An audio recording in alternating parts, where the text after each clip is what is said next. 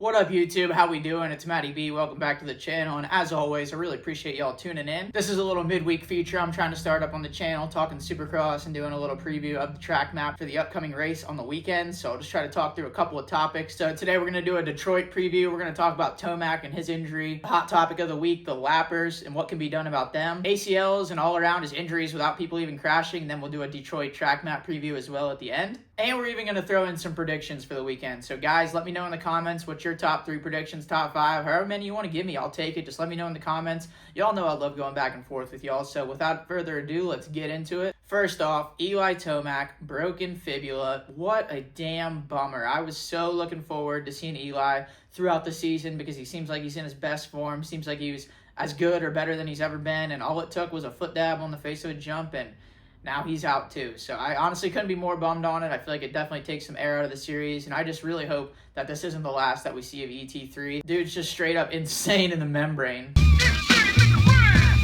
Yeah, it really sucks. We didn't even really know what we had while we had it. You know, we've only gotten one straight up Jet versus Tomac battle. That was at San Diego this year. And now just a mere 3 weeks later, they're both out. And I just can't believe all these people getting hurt without even crashing. I mean, that's how I'm hurt too. Just got my ACL fixed from doing the same thing. So it seems like it's the new trend. And if we're going to be hurting ourselves without even crashing or anything like that, we might as well quit eliminating obstacles because people are getting hurt everywhere and anywhere. So bring back the whoops and dragons backs, no choice. And that's spoken like a true fan, not a racer.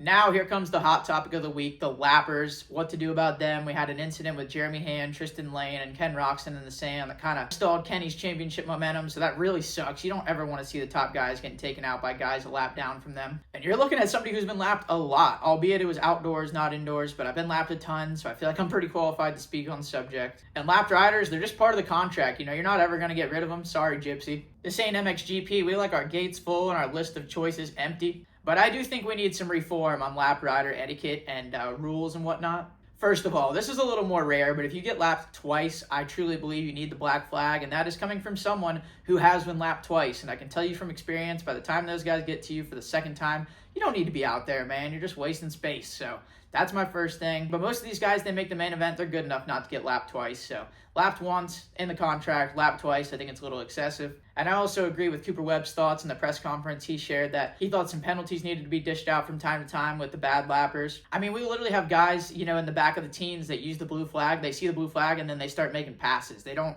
adhere to the leaders at all or anything like that. No respect to the race. So that's the real problem here. Accidents like what Jeremy Hand did, you know, he didn't mean to do that. So he's not even really who I'm talking about. But making passes under the blue flag for 18th, that's just scumbag behavior. Sorry, not sorry. So I don't think there should really be penalties. Maybe something super minor for accidents like what Jeremy Hand had. But for those guys that race under the blue flag, that are in the way every week and just have zero respect for it, that's where I think real penalties need to be dished out, whether it be monetary or docking of positions, whatever it is, just something to get these guys to respect the blue flag, because right now a lot of them don't. And I think it'd be cool to have like a red flashing light or something on the bar pad. And whenever the leaders are coming up on you, that light starts to flash and you have to stay to one side of the track and you're not allowed to pass another rider on the same lap. So I feel like that would be something kind of simple that you could police it a little bit, because, you know, we do have leader lights, so I know it's possible. But another issue you have as a lapper is the blue flags can tend to be meaningless because the guys throw them way early. So you look back, nobody's there, and then you kind of end up just having to police it on your own. So in a way,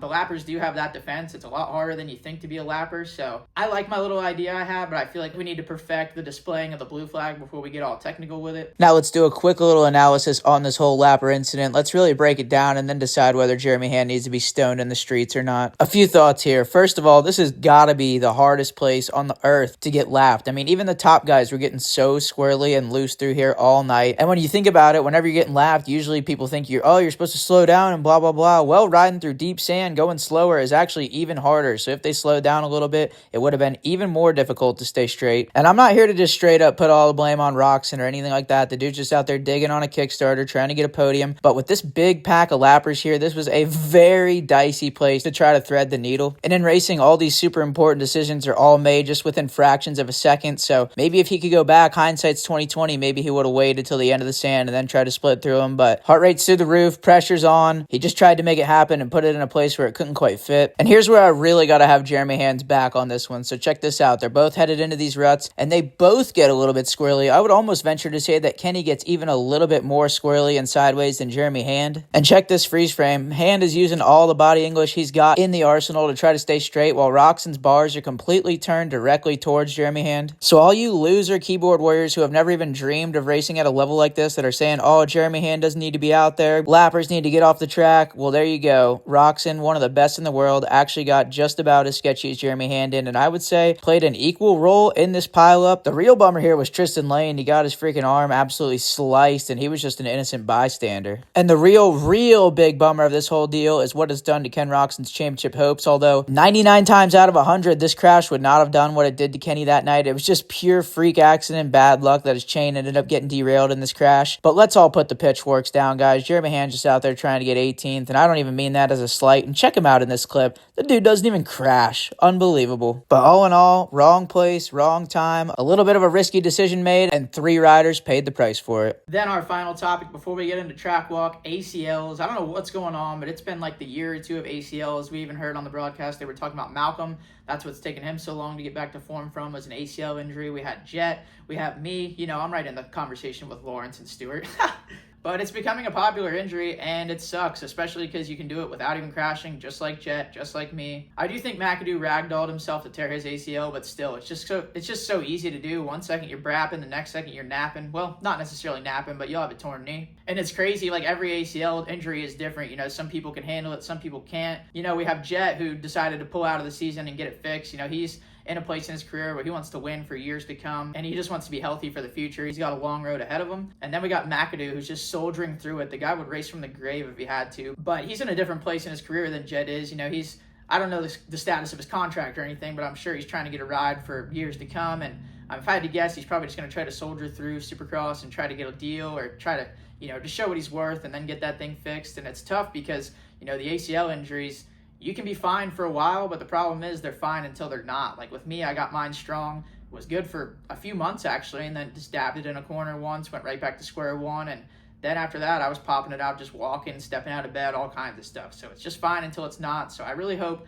that it works out for Cam, but it takes one small incident to go back to square one, so I really hope we don't see it out of him. All right, enough of looking at my ugly face. Let's get into the track preview. No choice. Round 6 in Detroit, another football stadium and another East Coast race, although I don't feel like this is going to be too bad of an East Coast track as far as the ruts and all that stuff's concerned. But upon first glance, this track looks like it's going to be pretty basic. I don't see a whole lot of options available, so I think a lot of the sections might end up being follow the leader national unless the track really breaks down a lot. And I think this is going to be one of the shortest tracks of the year, for sure the shortest track so far this year. So like I said last week, they're out there for 20+1 regardless, so it doesn't really matter that much. We'll still get to see them for the same amount of time. If anything, that might just present the opportunity for the track to break down even more and just throw some more variables into the mix. But I've said it before and I'll say it again, you're not going to hit a home run every time. We've actually had quite a few good tracks already this year, so either way, the best guys should win, so let's go ahead and get into it. We have seen a lot of this year. Another start straight that's on the shorter side into a right-hander again for the second week in a row. And being that this is a football stadium and the start straight is not full stadium length, I do think we could see some bottlenecking and some bunching going into turn 1. I really hope not. I want to see a straight up race, but we could see some carnage. Out of the first turn, I got this short little 3-roller section into a step on step off. These first 3 rollers, I don't know if it's going to be a single into a small double or a little wheel tap triple. It's going to kind of depend on how it's built on race day. And then into the step on step off, depending on how they get through those first 3 singles, maybe some quad god action, maybe not. Into a 180 bull turn to the left, followed by the whoops. And I've really got to give it to the track crew this year. It really seems like an effort's been put in to make the whoops a lot more of a factor in the racing this year, and they definitely have been. Not sure if we'll have 9, 10, or otherwise for this one. One thing I do like about this whoop set that may or may not prove interesting throughout the weekend is it's got this little setup roller headed into the whoops, so depending on how they build it, maybe it'll be big enough to set up a nice jump line through the whoops, or maybe they'll be able to just soak it up and start skimming. So hopefully we just see some options. I always love to see different things being done. Out of the whoops into another 180 bull turn to the right this time, then a small triple out of the corner into the Supercross triple, so a pretty basic section through there. But mistakes could be costly. If you don't get that first little triple, it's doubtful you'll be able to get the second one. Land the Supercross triple into a sand sweeper. There's been a lot of talk lately about whether sand should even be in Supercross or not. I do agree Tampa was a little excessive, but for the most part, we've had some pretty good sand sections this year with some inside and outside lines, so hopefully this one lives up to that expectation. Out of the sand into a small little pop double, then the finish line. Land the finish, 180 bull turn to the left, and then you shoot back down the start straight backwards. I do like this because it could set up a block pass or maybe a square up, and then you have that start straight to try to grab a handful of throttle and some gears to try to make a move going into that next corner. As you make your way back down to the other end of the start straight, the entrance to this next corner is kind of awkward. The berm doesn't really start until about halfway through the corner, so I don't really know if that's going to yield any big lines exiting this corner, but we'll just have to wait and see. But in this rhythm, I wouldn't be surprised if we saw an inside rut, maybe a roll, step on, step off, 3-2. Maybe the 3 on to the tabletop will be possible out of the corner. They could go triple on, off, 3-2. Or hell, maybe even a double in and then a quad, or maybe not a quad. Argue it out in the comments, and then a triple single out. Or maybe even another quad out if your kahunas are the size of Texas. But this is the one rhythm I do think we're going to see multiple options in. Out of the longest rhythm on this course into a 90-degree right, and then this is a little step onto this shelf thing. I don't know if maybe you would double in and then jump the shelf over the next single and then double out, maybe triple onto it, step off, double out. And maybe if the face is built big enough, you could seat into it and triple over the shelf and then triple out, but I think that would be a pretty big one. Pick a combo, pray for survival, no choice, into a 180-degree right-handed bull turn. This last section looks like a very basic triple single by the looks of the map. One more 180 left spits you back out into the first turn, sweep through the rest of the first turn, and then you're right back into that first rhythm section, and that is one lap preview around Detroit. All in all, I think we should have some good racing on this track. Some of the combos may be pretty basic and not a ton of options, but we do have a lot of 180 bull turns, and we all know those are the best places for giving people the business. So I'm looking forward to the gates dropping, and I hope you are too. Now let's get into my predictions for the weekend in Detroit, 450 and 250 class, starting with the 250s. In third, I have Cameron McAdoo. He's banged up, he's bruised, he's torn, but the guy always somehow finds a way to get on the podium, so I have him in the 3 spot. In second, I have RJ Hampshire with a rebound from spending 3 to 5 business days stuck in the tough blocks last weekend. He came in hurt, but I think he's going to get better by the week, and he was already fast last weekend, so I got RJ second. And then for the win, I've got the brick. Grab an hourglass to time the podium interviews, because I think this is Max Anstey's world. We're living in it. He has came into the series firing on all cylinders. Dude looks so good out there, and I think he's the only one in the whole field that didn't have some sort of incident at round 1 last weekend. So I got Max Anstey for the win, and this 250 East class is tough because I just left out a lot of good guys. Honorable mention to my boy Seth Hamaker. I think he's due for another good night. Defending champ Vial is going to be looking for a rebound, and I was really high on Kitchen coming into this series, but I've heard some things about maybe some Epstein-Barr, maybe some lingering issues from that sickness, so I'm not sure if he's in top tier form right now. So a lot of guys going for very few spots at the top. Then in the 450 class, in the 3 spot, I have Ken Roxon. I do not believe he'll be carpet bombed by lappers this weekend, so I think he takes the bronze. Then in the 2 spot, I've got Chase Sexton. After all these injuries and all these guys are out, I truly believe that he's easily the fastest guy in the class, but as we saw last weekend, that doesn't always mean you're going to be the winner, so I've got Chase in second because I have the number 1 spot going to Cooper Webb. I think this is finally his time. We're headed east. We're starting to get into these rounds of the season that he really likes and that he thrives in, and this is a smaller football stadium, so we all know how Coop is with these tight turns and carving down low. So I've got the number 2 as number 1 on Saturday night. But guys, remember what I told you. Please let me know your predictions in the comments below. I'd love to hear them and go back and forth with y'all. But yeah, that's a wrap on today's video. Really hope you guys enjoyed, and let me know if y'all have any ideas, any suggestions, whether you like it, whether you don't. Any thoughts about the content, I'd appreciate it. Constructive criticism is always welcome, and even if it's not constructive, let me have it. Appreciate you guys. We're out.